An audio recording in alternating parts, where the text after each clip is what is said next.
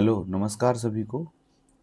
हम लोग last class में देख रहे थे वन लाइनर जो हमारे पास थे, उनके बारे में हम पढ़ रहे थे। तो क्लास 10th चैप्टर जो है बहुपद, सेकंड चैप्टर है बहुपद। इस चैप्टर में गवर्नमेंट ने हमें जो बहुपद की वन लाइनर्स दिए हैं, उसके बारे में हम पढ़ रहे थे। कुछ हम डिस्कस कर चुके थे, उसके आगे आज हम देखते हैं। देखिए, बहुपद पी एक्स का ग्राफ एक्स अक्ष को जितने बिंदुओं पर प्रतिच्छेद करता है, उस बहुपद के उतने ही शून्यक होते हैं। ये मैंने बता दिया था।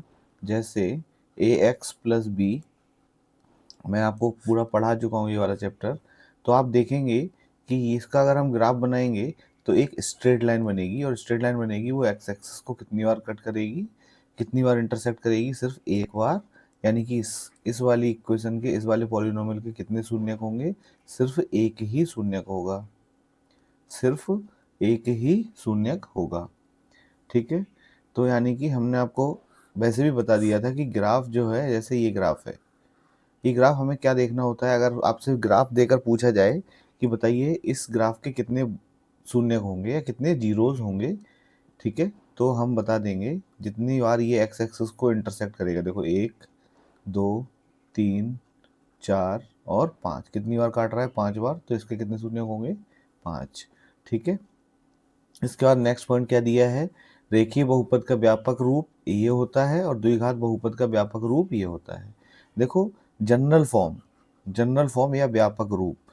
अब मतलब आपको इसका मतलब क्या है कि आपको जो है कभी भी जनरल फॉर्म किसी भी लीनियर इक्वेशन की या क्वाड्रेटिक इक्वेशन की इसी तरह देखने को मिलेगी। ए एक्स प्लस बी, ये है लीनियर के लिए, और ये a x square plus b x plus c, ये है किसी भी क्वाड्रेटिक या द्विघात बहुपद के लिए। अच्छा, ये जनरल फॉर्म का क्या मतलब है, ये तो आपको पता होगा। देखो, ए की कुछ वैल्यू होगी, बी की कुछ वैल्यू होगी, लेकिन होगा ऐसे ही। ठीक है। ऐसे ही क्वाड्रेटिक पॉलिनोमियल यानी कि द्विघात बहुपद का रूप क्या होगा, ये। अच्छा, इन दोनों ही केस में ए जीरो नहीं हो सकता, क्योंकि हमें पता है कि अगर हमें रैखिक या लीनियर पॉलिनोमियल बनाना है तो इसके में एक्स की पावर 1 जो है, इसके साथ कुछ तो आना चाहिए। अगर यहाँ जीरो आ जाएगा तो ये पूरी टर्म, ये वाली ए एक्स वाली पूरी जीरो हो जाएगी। ठीक है। इसी तरह एक्स स्क्वायर वाले के साथ जो ए है, ये कभी भी जीरो नहीं हो सकता। तो ध्यान रखें, जितनी किसी भी बहुपद की डिग्री होती है या घात होती है, उसके साथ में ए बी सी जो भी होगा उसकी वैल्यू जीरो नहीं हो सकती। देखिए, नेक्स्ट पॉइंट क्या है, पी एक्स इक्वल टू दिया है a x square plus b x plus c, इसके शून्यक अल्फा बीटा। देखो, हमें पता है कि अगर कोई equation a x square plus b x plus c ये है, तो इसके कितने शून्यक होंगे, हमको पता है इसके दो शून्यक होंगे, और वो दो शून्यक हम मान लेते हैं क्या है, अल्फा एंड बीटा। तो हमने आपको सिखा दिया है कि अल्फा प्लस बीटा, इन दोनों शून्यक के या तो सम निकालेंगे या क्या निकालेंगे, प्रोडक्ट निकालेंगे, या तो गुणनफल या फिर योग। तो देखिए, शून्यकों का योगफल क्या बताते हैं, शून्यकों का योगफल होता है माइनस बी अपॉन ए। ऐसा भी आपसे ऑब्जेक्टिव टाइप क्वेश्चंस में पूछा जा सकता है। Alpha plus beta equal to क्या होगा, माइनस बी अपॉन ए, और ये क्या होगा, प्रोडक्ट इसका कितना होगा, सी अपॉन ए। ये भी पूछा जा सकता है। ये रिवीजन हो गया हमारे चैप्टर का, है ना। देखिए, सी अपॉन ए, यहाँ पर भी आप देख सकते हैं। देखो, अच्छा, सी और ए बी सी कहाँ से आया, इस वाली इक्वेशन से। अब हो सकता है इसकी जगह पर आपको कोई भी इक्वेशन दी हो, जैसे एक इक्वेशन दी है 2x square minus 7x minus 9।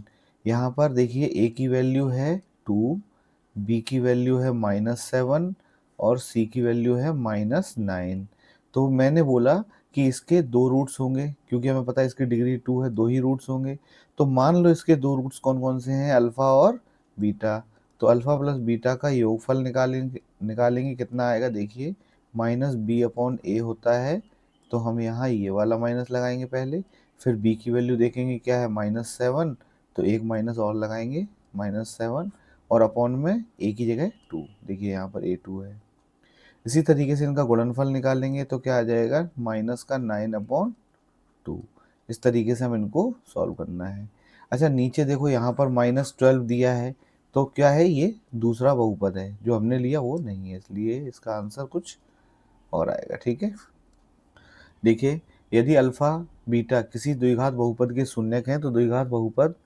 अच्छा ठीक है, अगर आपको अल्फा और बीटा दिया है, देखिए अगर आपको अल्फा और बीटा दिया हो, जैसे आपको बोला जाए कि कोई बहुपद है जो P X equal to A X, अच्छा अभी बहुपद तो हमें निकालना है। मान लो इस पॉइंट में क्या बोला है कि अल्फा और बीटा दो क्या हैं, ये आपको दिए हुए हैं, दो शून्यक हैं। अल्फा बीटा क्या है, किसी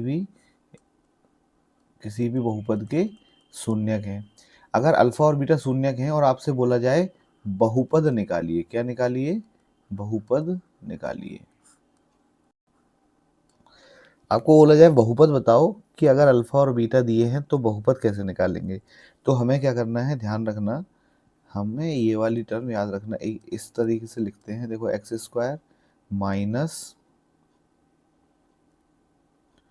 alpha plus beta x plus alpha into beta, बस ये आपका बहुपद बन जाएगा। ठीक है, तो ध्यान रखना, कभी भी आपको अगर इस तरीके से अल्फा और बीटा दिए रहेंगे तो हम क्या करेंगे, उसकी इक्वेशन हम उसका बहुपद हम निकाल सकते हैं, पॉलिनोमियल हम निकाल सकते हैं। देखिए नेक्स्ट वाले में, देखिए आप इसमें दिया हुआ है, अगर शून्यकों का योग -3 और गुणनफल 2 है तो बहुपद क्या होगा, बहुपद दिया है, हम समझ लेते हैं एक बार। तो देखिए बहुपद क्या होगा, अगर योगफल दिया है, यानी कि अल्फा प्लस बीटा दिया है, कितना है -3, और इसी तरीके से गुणनफल दिया है, कितना दिया है 2, आपको बहुपद बताना है तो क्या लिखेंगे, देखो एक्स स्क्वायर माइनस, यहाँ पे अल्फा प्लस बीटा आता है, फिर एक्स आता है, फिर यहाँ पर अल्फा इंटू बीटा आता है, तो यहाँ लिखेंगे x square minus alpha plus beta की जगह -3 है तो एक ब्रैकेट में -3 लिखेंगे, प्लस अल्फा इंटू बीटा 2 है, तो इक्वेशन क्या बन जाएगी, x square minus minus plus हो जाएगा, x square plus 3x plus 2। देखिए ये हमारा बहुपद हो गया, देखो ठीक है। चलिए इसके बाद मान लो अगर कोई त्रिघात बहुपद यानी कि क्यूबिक पॉलिनोमियल दिया हो, तो जैसे हमने अभी द्विघात में किया था ऐसे ही इसमें भी करते हैं। देखो इसका जो है व्यापक रूप क्या होता है, ये रहा, त्रिघात बहुपद का व्यापक रूप होता है a x cube plus b x square plus c x plus d. तो हमें पता है इसके कितने शून्यक होंगे, 3 शून्यक होंगे इसके, क्योंकि इसकी डिग्री कितनी है 3, एक्स की हाईएस्ट पावर कितनी है 3, तो 3 शून्यक होंगे। तो जैसे हमने अल्फा बीटा माने थे, इसके मान लो 3 शून्यक कौन कौन से हैं, अल्फा बीटा और गामा। तो ध्यान रखना जब त्रिघात बहुपद हो तो उसके तीनों शून्यकों का योग कितना होता है, -b/a, यानी कि एक्स स्क्वायर के साथ में होगा वो, और अपॉन में एक्स क्यूब के साथ में जो होगा वो आएगा, और आगे माइनस का साइन आएगा। अच्छा इनका अल्टरनेट मल्टीपल क्या होता है, देखो इनका योग कितना होता है, alpha beta plus beta gamma plus gamma alpha, ये कितना होता है, तो देखिए यहाँ होता है जो x के साथ में होगा वो c, और x क्यूब के साथ में होगा वो नीचे आएगा, ये होगा। और इसी तरीके से इनके तीनों शून्यकों का मल्टीप्लाई कितना होगा, अल्फा बीटा इंटू गामा। देखिए alpha into beta into gamma equal to क्या होगा, तो यहाँ पर जो नियत वैल्यू होगी, नियतांक होगा -d, यानी कि कांस्टेंट वैल्यू, और अपॉन में नीचे जो एक्स क्यूब के साथ। अब देखिए यहाँ पर एक उदाहरण भी दिया है, क्योंकि ये आपकी बुक से ही लिया गया है, t² -15, इसमें t² का गुणांक कितना है, देखिए t² के साथ में क्या है, कुछ नहीं है, तो a की वैल्यू क्या मान लेंगे हम 1। अच्छा यहाँ t है नहीं, t वाली टर्म मिसिंग है, तो t के साथ में क्या मान लेंगे हम, b की वैल्यू यहाँ पर 0 मान लेंगे, और c की वैल्यू कितनी है -15। अब आपको क्या बोला गया है, देखिए आप अगर इसमें आप अल्फा प्लस बीटा और अल्फा बीटा निकालना चाहें तो क्या आएगा, -b/a, तो b की वैल्यू कितनी है 0/1 यानी कि 0। ऐसे ही यहाँ पर अल्फा इंटू बीटा निकालेंगे तो क्या आएगा c/a, c की वैल्यू कितनी है -15/1, यानी कि -15 आंसर आ जाएगा, देखिए यहाँ पर। ठीक है, तो ये हमारे बहुपद जो चैप्टर था उसके 1 लाइनर कंप्लीट हो गए।